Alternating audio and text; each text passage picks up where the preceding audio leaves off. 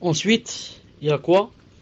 Il y a la connaissance de la religion. Toujours au premier point, la connaissance d'Allah, son prophète, c'est terminé. Maintenant, la connaissance de la religion avec les preuves bi'idnillahi subhanahu wa ta'ala. Il a dit ici, la connaissance de la religion, c'est-à-dire de l'islam. L'islam est, dans son sens général, l'adoration d'Allah Azza wa Jal de la façon qu'il a légiféré depuis qu'il a envoyé les messagers jusqu'à l'avènement de l'heure. Donc pour comprendre l'islam, littéralement, ça veut dire soumission. Islam ou istislam. Mais religieusement, il dit, c'est l'adoration d'Allah Ta'ala. De la façon qu'il a légiféré. C'est pas comme je veux moi. Mais j'adore Allah avec ce qu'il a légiféré. C'est pour ça que, pour entrer en islam, si on est kafir, qu'est-ce qu'on dit? On dit deux choses, deux phrases. La ilaha illallah, Muhammadun Rasulullah. La ilaha illallah, ça veut dire je n'adore qu'Allah.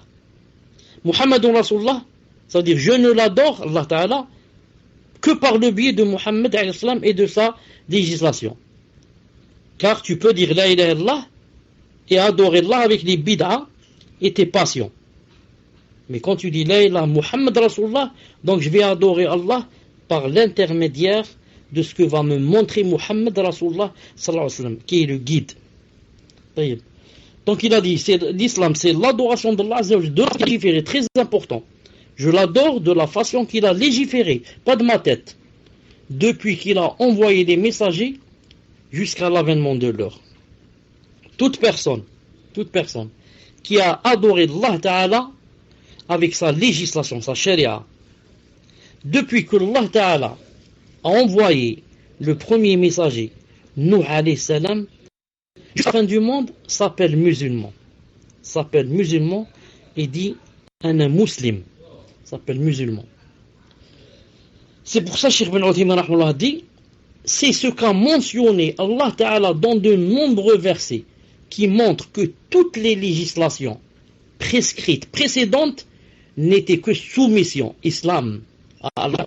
La preuve, Allah Azza wa Jalla a dit concernant Ibrahim alayhi salam, Allah Ta'ala a dit concernant qui? Qu'est-ce qu'il a dit? Il a dit Rabbana, c'est Ibrahim qui dit Rabbana waj'alna, moi et Ismaël, Rabbana waj'alna muslimayni lak wa min dhurriyyatina ummatan muslimatan lak. Notre Seigneur, fais-nous de tes soumis, fais de nous deux musulmans, et de notre descendance une communauté soumise à toi. Ici en français ça donne fais de nous deux soumis ou la t'es soumis. Mais en arabe, muslimain, fais de nous deux musulmans. Donc même Ibrahim alayhi salam était musulman, Ismaël était musulman. Et tous ceux qui sont venus après Ibrahim et même avant, qui suivaient leurs messagers, et appliquaient leur sharia, c'était des musulmans. D'ailleurs, Allah subhanahu wa ta'ala dit dans le Coran, quant au sens particulier du mot islam, après l'envoi du prophète Muhammad alayhi salam, il fait référence au message rapporté par Muhammad alayhi salam. En effet, le message du prophète Muhammad sallallahu alayhi wa sallam, qu'est-ce qu'il a fait? A abrogé toutes les religions antérieures et précédentes. Ainsi, quiconque suit le prophète Muhammad alayhi salam est un musulman. Et quiconque diverge de sa voie n'est pas musulman.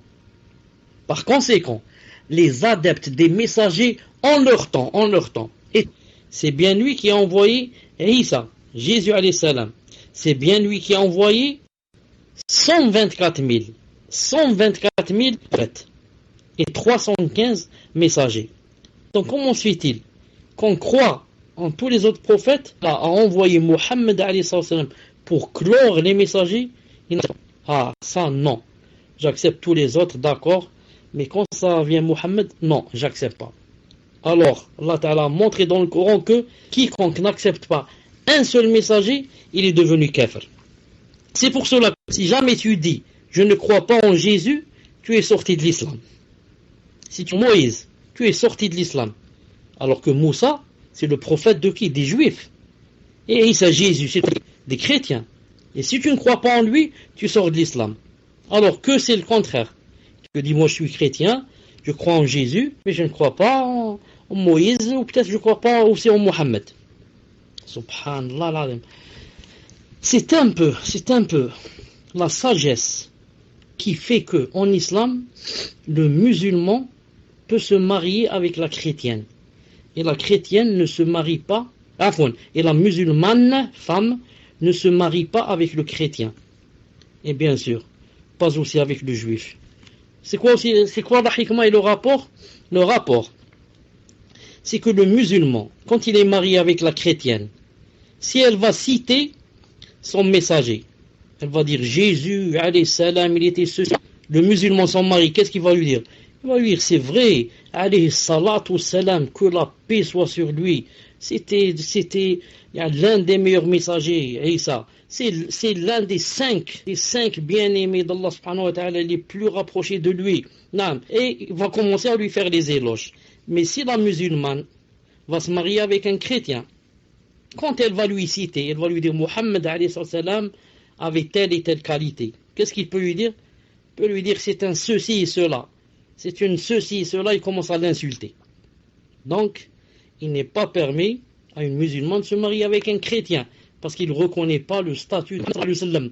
Alors que le musulman reconnaît le statut de Isa et de tous les autres, 124 000. Naam.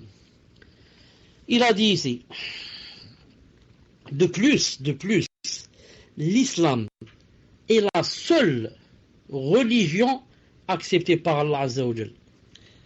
Inna ad-dina 'inda Allah al-Islam. Ali Imran combien? Ali Imran 19. Allah Ta'ala dit dans le Coran, la religion acceptée d'Allah c'est l'islam. C'est-à-dire pas une autre. Il n'y a que l'islam qui est accepté. Il a dit aussi dans un autre verset, وَمَنْ يَبْتَغِي غَيْرَ الْإِسْلَامِ دِينًا فَلَنْ يُقْبَلَ مِنْهُ وَهُوَ فِي الْآخِرَةِ مِنَ الْخَاسِرِينَ. Ali Imran 31. Il a dit, en français, et quiconque désire une autre religion autre que l'islam, ne sera point agréé, et il sera dans l'au-delà parmi les perdants. Naam.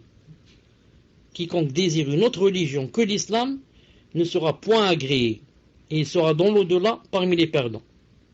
Si le prophète n'avait pas été envoyé, tu aurais été obligé de suivre qui? De suivre Jésus.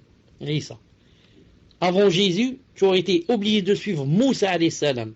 Et comme ça, en chaque temps, tu dois suivre le prophète qu'Allah Ta'ala a envoyé.